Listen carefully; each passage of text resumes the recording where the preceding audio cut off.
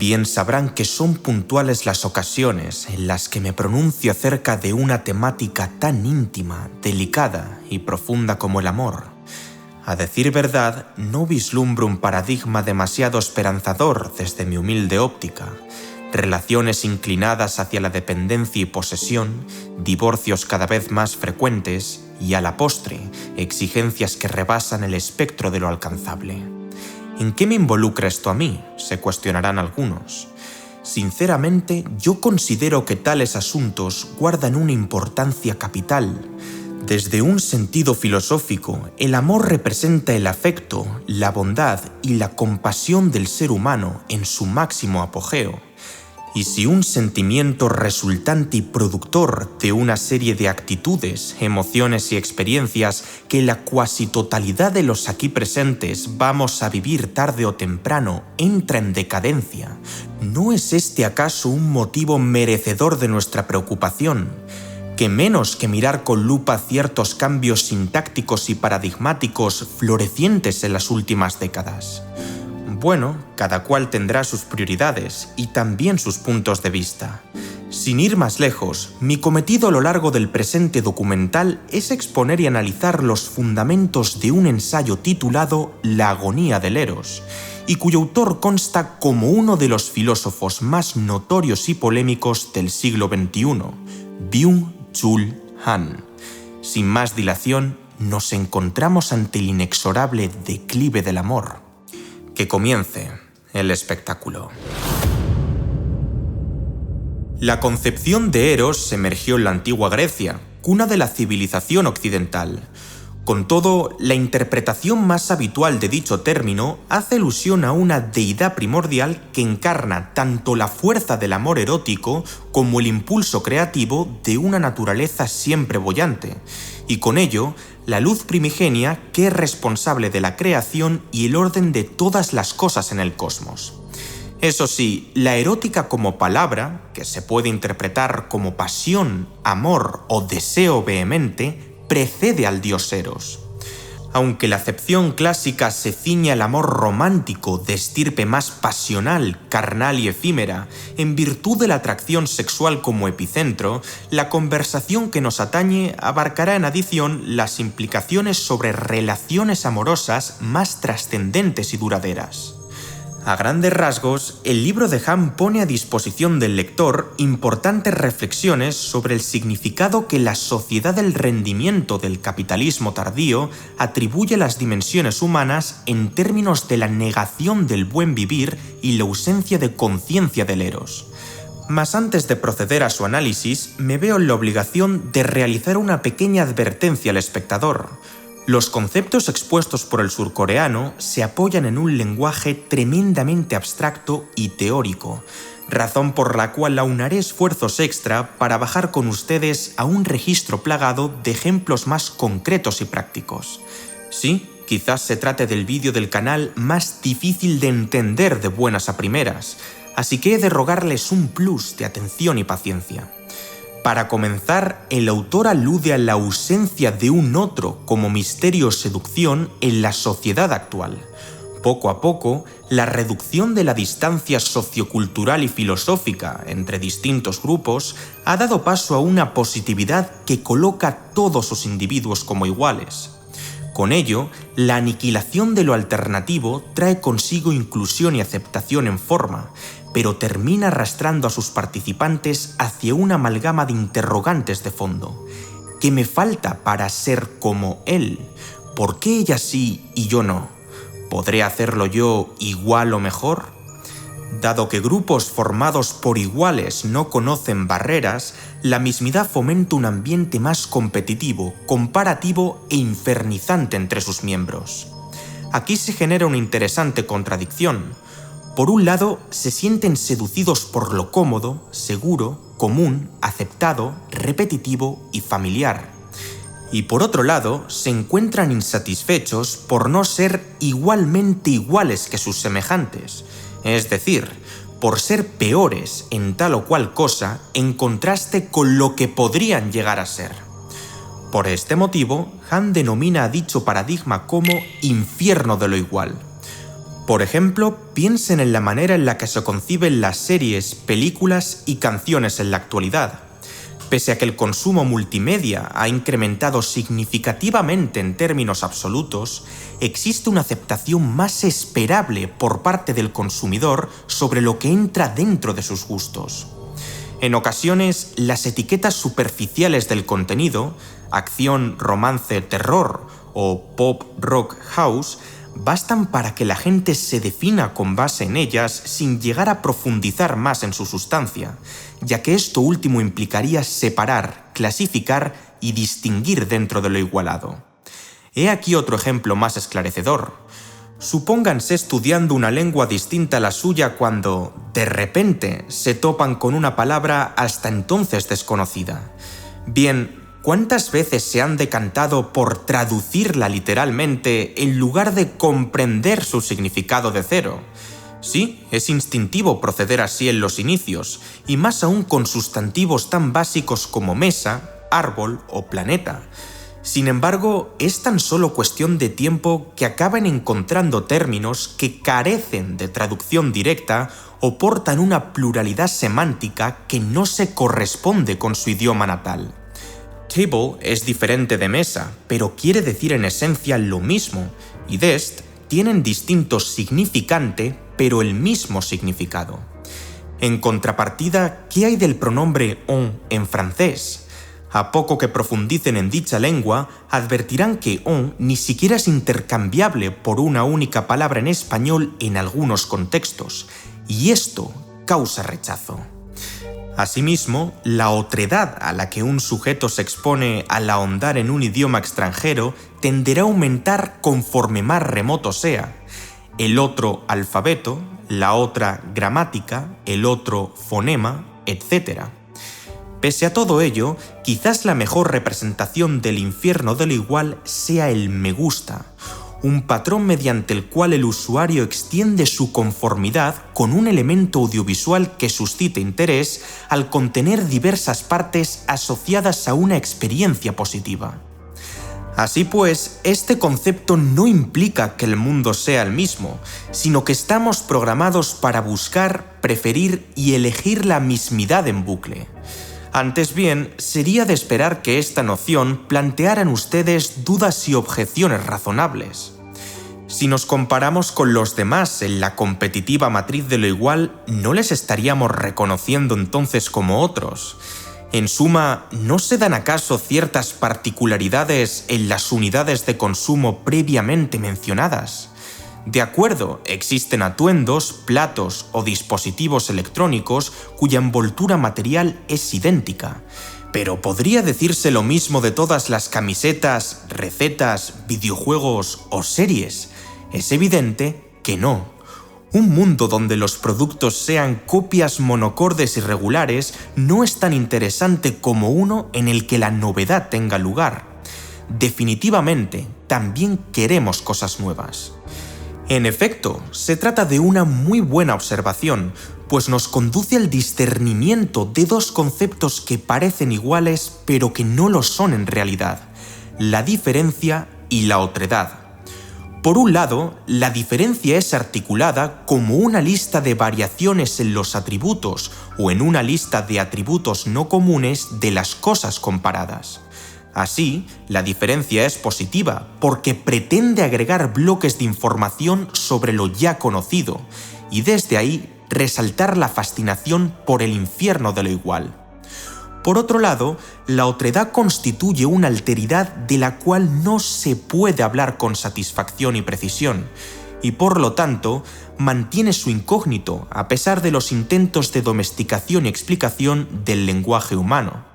Así, la otredad es negativa, porque representa lo no conocido e incognoscible. En lo que a este punto respecta, el componente igualador de las diferencias existentes en las canciones de reggaetón, las zapatillas deportivas o las galletas de chocolate no se halla en su sustancia material, sino en la formal. En otras palabras, no se halla en esta, esa o aquella voz, lona o harina, sino la generación de una entidad agregada que desprende una sensación de familiaridad y predictibilidad. En definitiva, la diferencia acorde al autor no es más que una prolongación de lo mismo, la otredad, su antónimo puro.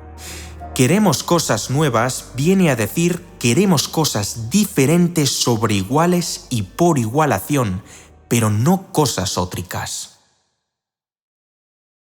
Una vez desgranadas estas nociones tan etéreas, es mucho más sencillo entender la subsecuente tesis emitida por Han. El problema que desencadena el infierno de lo igual en lo que a la crisis del amor se refiere es, lógicamente, la erosión de la otredad. El hecho de que el otro desaparezca es un proceso dramático que, por desgracia, muchos ni siquiera advierten. El eros se dirige al otro en un sentido enfático que no puede ser alcanzado bajo el régimen del yo. Así pues, sumidos en un infierno de lo igual al que la sociedad actual se asemeja cada vez más, no hay ninguna experiencia erótica, pues esta presupone la simetría y exterioridad del otro. En aras de proseguir con claridad, el autor utiliza el término atopía, cuya composición etimológica es el prefijo de negación a junto a la raíz topos, que significa lugar. No es casual que, como amado, Sócrates se llame atopos. Ese otro que yo deseo y me fascina carece de lugar. Más bien, el otro atópico hace temblar el lenguaje. En otras palabras, no se puede hablar de él, y por lo tanto, todo atributo que se le adjudique será falso, doloroso, torpe, mortificante. Es imposible clasificar y cosificar al otro bajo restrictivas etiquetas como si de res se tratara. En líneas generales, la atopía del otro hace referencia al sujeto ajeno que ocupa en nuestra conciencia un lugar poco común, extraño, inhóspito, desapacible, repelente e incluso escalofriante. Dicho de otro modo, se trata de una persona con la que uno no consigue familiarizarse ni sentirse cómodo instintivamente. El ojo avizor fracasa estrepitosamente desde el instante en que se le pretende enjuiciar, puesto que tal prójimo escapa de lo igual, esquiva la mirada reificadora y rompe todos los esquemas preestablecidos. Bien, pues ahí reside la erótica. Este es el verdadero núcleo del eros. El problema del otro atópico es que no es mísmico, y de este no es equiparable ni catalogable, y por ende tampoco consumible. La cultura actual del constante igualar no permite ninguna negatividad del atopos. Comparamos de manera continua todo con todo, y de esta manera lo nivelamos para hacerlo igual. En luz de lo mencionado hasta ahora, ¿cómo se extrapolaría la dinámica de la mismidad a las relaciones afectivas? Pues bajo un imperio del rendimiento en el que se descartan las alteridades atópicas a favor de diferencias heterotípicas que aplanamos para convertir en objetos de consumo. Puesto en palabras más simples, cada candidato se despersonaliza para convertirse en una de tantas entregas por fascículos. El brazo fuerte, el abdomen plano, el glúteo redondo, la piel tersa, la nariz pequeña o los labios gruesos son solo algunos ejemplos de cómo diversas partes del cuerpo se transforman en piezas que constituyen la mercancía.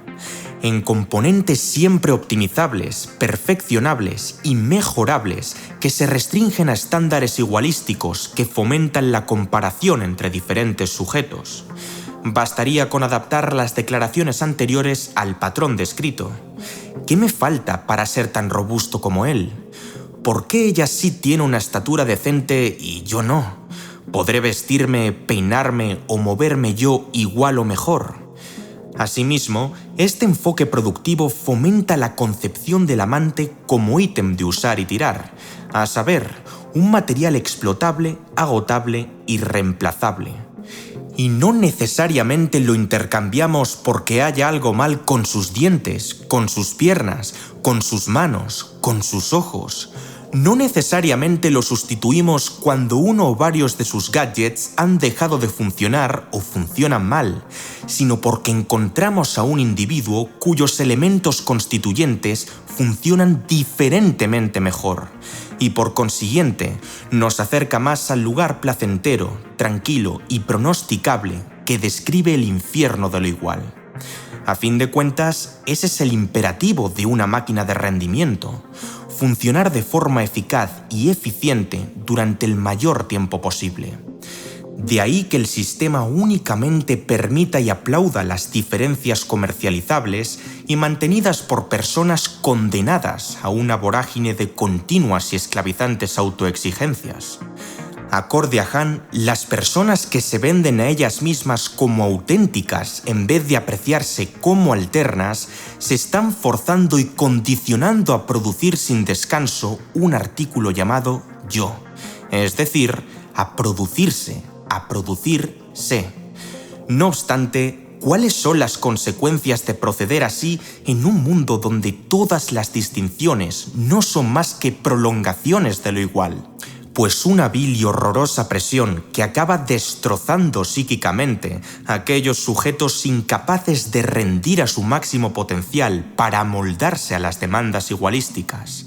Y es que los participantes ya no solo se deben a la misión de ser esto, eso o aquello, sino ser como alguien y por ende reunir esto, eso y aquello. Inclusive si ese alguien es un arquetipo ficticio, inmaterial e inaccesible que congregue todas las piezas de la perfecta igualdad a la que aspiramos. Este conjunto de características que se consideran convencionalmente deseables, eróticas, hermosas o atractivas, recibe el nombre de canon de belleza. Grosso modo, los cánones actúan a modo de control de calidad del producto corporal con base en determinados parámetros que fijarán su valor de exposición asociado: proporción, simetría, pureza, armonía, etc. Así pues, bastaría un defecto lo suficientemente desigual para desencadenar la dramática reducción en el precio del cuerpo como objeto excitante. Habida cuenta de ello, el fin de la alteridad dispara una ansia competitiva del que tan solo sacarán rédito unos pocos elegidos. ¿Y qué pasa con el resto? Lo inevitable: frustración, impotencia, obsesión, cansancio, hartazgo. Lo diferente es consumible porque no es más que una extensión de lo igual, pero su mera presencia se vuelve un infierno, el infierno de lo igual. ¿Entiendes mejor ahora lo que el autor pretendía expresar? No se puede amar al otro si se encuentra despojado de su alteridad, porque deja de ser él mismo para convertirse en una extensión de nosotros. En este sentido, el prójimo deja de ser una persona para convertirse en un receptáculo fragmentado en diversos y parciales objetos sexuales. En consecuencia, no hay personalidad sexual.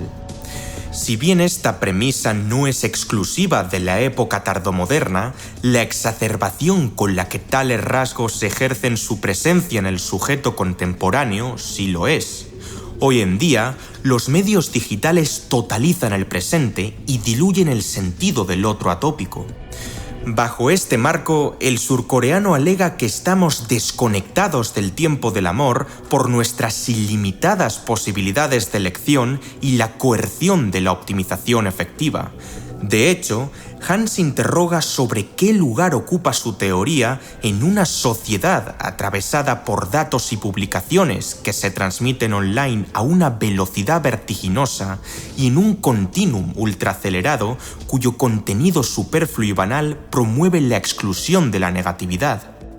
Las aplicaciones de citas y encuentros sexuales son una representación de cómo la hiperabundancia informativa puede derivar en mercados a gran escala que subsumen al eros en el binarismo igualístico del swipe left, swipe right, del me gusta o no me gusta. Así, cada perfil se transforma en un escaparate donde los usuarios se venden a sí mismos desde los ángulos que consideren más favorecedores en función de lo que el consumidor deseado demanda. Por ello, el filósofo sentencia a este tipo de canales de información como unificadores de agentes económicos y a la par destructores del eros. La racionalización de las emociones y la neutralización del amor mediante la expansión de las tecnologías de la elección cohíbe el propio nutrimiento del vínculo afectivo. La erótica forma un nexo con el otro sujeto que va más allá del rendimiento. Una postura propiamente ética nos invita a evitar por todos los medios la cosificación del otro como mero producto de consumo, esto es, a evitar que la relación se capitalice para su existencia y permanencia. Con esto en mente, es menester mencionar que la superpositivización catapultada por la reificación del amante como objeto consumible no solo se limita al espectro carnal, sino también al cognitivo, conductual y emocional. Para ilustrar dicho punto, el autor hace referencia a 50 sombras de Grey, una novela que cubre en detalle la temática de la perversión erótica, específicamente abordando las prácticas sadomasoquistas. En ella, los protagonistas de la historia, un hombre y una mujer, firman un contrato donde pactan un modelo relacional de sumisión. Sus cláusulas recogían desde la vestimenta hasta las prácticas sexuales toleradas por la chica sumisa, pasando por aspectos del cuidado personal como el aseo, la alimentación y el ejercicio. Además, redactaron una serie de palabras clave o safe words que impedían transgredir los límites del acuerdo vinculante, de suerte que la comunicación fuese 100% segura. En este sentido, el convenio estaba confeccionado para que no existiera posibilidad alguna de que ambos miembros, amo y sumisa, saliesen heridos, porque, abro comillas, en el verdadero amor no se debe sufrir. Con arreglo a lo indicado, Han traza un paralelismo entre esta novela y su cosmovisión del amor en pareja contemporáneo como una fórmula contractual donde se minimizan los sentimientos y emociones con manifestaciones típicamente negativas: la tristeza, la ira, la vergüenza, el miedo, etc. Aquí, el infierno de lo mismo se perpetúa bajo una serie de reglas cuyo fin es dotar al compromiso de confort, complacencia y previsibilidad. Y esta concepción del amor es poco más que una fantasía que reniega por completo de lo que la realidad nos exige como seres humanos. Paradójicamente, un eros expuesto a estas condiciones sufre, amaina, agoniza, muere. En efecto, se gesta y propaga la agonía del eros, un estado circunscrito a la sociedad del rendimiento en el que el amor agoniza al convertirse en un contrato de compraventa donde cada respectiva parte busca un ambiente seguro, minimizando la negatividad y transformando el sexo en un simple pasatiempo consumista. Dentro de una parcela donde todos queremos sacar rédito de todos, los vínculos afectivos tenderán a apuntar hacia la cantidad en contra de la calidad. De ahí que Han reafirme la dialéctica hegeliana referente al amo y al esclavo por medio de la profanación del erotismo, siendo su máxima expresión mercantil la porfía, palabra que designaré como equisgrafía, tratando de eludir impugnaciones innecesarias por parte de esta plataforma. Por irónico que resulte, el X es, según el filósofo, un rechazo radical del eros, pues su expansión cibernética ha aniquilado el acto sexual al quitarle su contenido atópico. Puesto en palabras más llanas, una exhibición de tal calibre destruye la posibilidad de comunicación erótica justamente porque está desprovista de misterio y expresión. Sin duda alguna, la aceptación de las tesis previas nos llevaría a concluir que la equisgrafía es la cosificación explicitada en su máximo apogeo, puesto que hay una relación contractual entre productor y actores, una exposición de las diferencias extensivas que reducen la atopía y una actuación parcial o totalmente premeditada para generar el placer por medio del infierno de lo igual. Llegados a este punto, es materia obligatoria cuestionarse lo evidente. ¿Cuál es la causa primaria de la agonía del eros? ¿Qué podemos hacer para revertir las presiones y preferencias que nos alejan de la otredad? Bien, pues el surcoreano lo tiene muy claro: el narcisismo. Antes bien, el uso e interpretación llevado a cabo por el autor sobre este término no recorre todos los hitos convencionales. Más bien, hemos de contextualizarlo conforme a su discurso. Con objeto de que comprendan mejor a qué se refiere, me gustaría que prestaran plena atención al siguiente pasaje.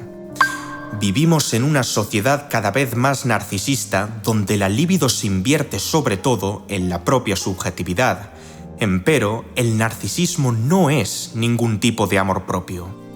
El sujeto del amor propio emprende una delimitación negativa frente al otro a favor de sí mismo. En cambio, el sujeto narcisista no logra fijar claramente sus confines, y de esta forma se diluye el límite entre él y el otro. Consecuentemente, el mundo se le presenta como proyecciones de sí mismo. No es capaz de conocer y reconocer al otro en su alteridad, sino únicamente significaciones allí donde él se visualiza de algún modo. Y el fatal resultado de este planteamiento le conduce a deambular por todas partes como una sombra de sí mismo, hasta que, finalmente, se ahoga en su propia mismidad. Así, el cometido y necesidad del narciso es verse reflejado en el otro para obtener afirmaciones de su propia imagen.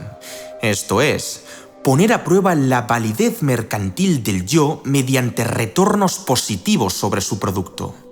En aras de consumar tal empresa, concibe y utiliza los sujetos ajenos como plantillas sobre las cuales impone sin reparo su proyección personal. Esta relación patológicamente recargada y exagerada consigo mismo es lo que engendra la depresión según la teoría janiana. Eros y depresión son opuestos entre sí. Mientras el eros arranca al sujeto de sí mismo y lo conduce hacia afuera, es decir, hacia la otra realidad, la depresión provoca un derrumbamiento en y de su propio ser. El actual Prometeo cansado está abocado, sobre todo, al éxito. Cada victoria lleva consigo una confirmación del uno por el otro. Ahora bien, al estar el otro atópico despojado de su alteridad, queda degradado a la condición de espejo del uno. Esta lógica del reconocimiento atrapa al individuo narcisista aún más profundamente en su ego. Con todo ello, se abren las puertas al desarrollo de una depresión del éxito. El arquetipo depresivo del rendimiento se hunde en sí mismo. La única liberación del infierno descrito es la experiencia ótrica desencadenada por el eros. En una sociedad narcisista, el inevitable desenlace es que las personas tiendan a valorar el amor hacia su imagen a expensas del amor hacia sí mismos. La búsqueda del príncipe azul, un sujeto ilusorio y fantasmagórico que reverbera nuestros más caprichosos anhelos y pasiones, y de la media naranja, un suplemento que revaloriza al alza nuestra mercancía del yo con diferencias complementarias, son paradigmas que, obviamente, el narciso suele suscribir y aplicar inconscientemente. En virtud de lo dicho, ¿por qué nos cuesta tanto separarnos de nosotros mismos para penetrar la alteridad? En la sección titulada Mera Vida, Byung-Chul Han describe a través de Platón cómo el amor es la peor de las epidemias. Cuando un otro entra en nuestra percepción, éste adquiere la tónica de ser desconocido, peligroso, encantador e inmediatamente preocupante. Esta sensación puede ser repentina o gradual, pero el amante siempre nos interrumpe e irrumpe para golpear como un cataclismo. Y es que el amor despoja a las personas de su naturaleza para transformarlas en un extraño receptáculo, porque compensa su negatividad de riesgo y atrevimiento más allá del consumo domesticado, confortable o romantizado. Así pues, el eros pone en marcha un voluntario desreconocimiento, vaciamiento y renuncia de uno mismo. En él, una especial debilidad se apodera del sujeto de amor, cuya aparición se percibe como una inesperada conmoción que descentra el yo. ya no tiene lugar la realización propia, sino el otro presentado como un don. Si el encuentro no fuera inesperado, desequilibrante, catastrófico, chocante, inspirador, simplemente sería una extensión mísmica.